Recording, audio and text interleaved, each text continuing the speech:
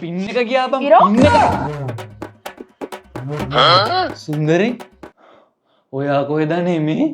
මේ අපේ ගෙදරනේ. තමුසේ මගේ කෝල් වලට රිප්ලයි එකක් නැති නිසා හොයාගෙන ගෙදර ආවා. තමුසේ මොකද ඔය කරන්නේ? මම මේ ගේම් එකක් ගගා හිටියේ.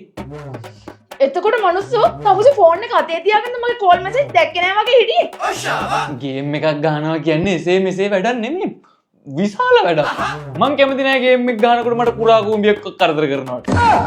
එතකොට තමුසේට මට වඩා දැන් ඔය ගේම් එකද ලොකු.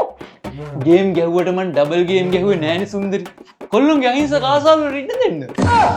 මට ඔහොම කතා කරන්න තමුසේට වෙන්න හයිය. පොඩි කාලේ ෆෝන් එකක් නැතුව අම්මගේ ෆෝන් එක හොරෙන් අරගෙන ඩේටා නැතුව සල්ලි එකතු කරලා ඩේටා දාගෙන ටෙම්පල් රන් අමාරුවෙන් ඩවුන්ලෝඩ් කරගෙන පටන් අරගෙන Angry Bird Shadow Fight යනකම් ගාලා COC වල අවුරුදු ගාණක් කට්ට කාලා මිනිමිලිටියා වලට පැනලා PUBG Free Fire යනකම් සේරම ගේම් පරතරයට යනකම් රෑනිදි මරාගෙන මදුරුව කාගෙන කට්ට කාගෙන ගහ මට මේව කතා කරන්න සෑහෙන අයියක් තියෙනවා. තමුසේට තේරෙන්නේ නැද්ද ඔය මට තරහකින් ඉන්නේ කියලා?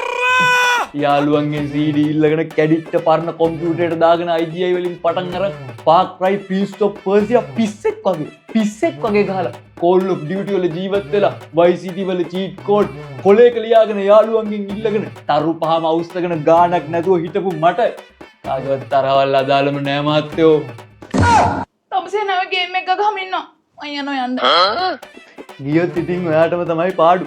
මතක තියාගන්න ගේම් ගන්න කොල්ලෝ තමයි සුපිරිම. ඒ ගේම් ගන්න කොල්ලොන්ට අතේ හුරුව තියෙනවා. Dah atavanam, okera kenam, tena hitamang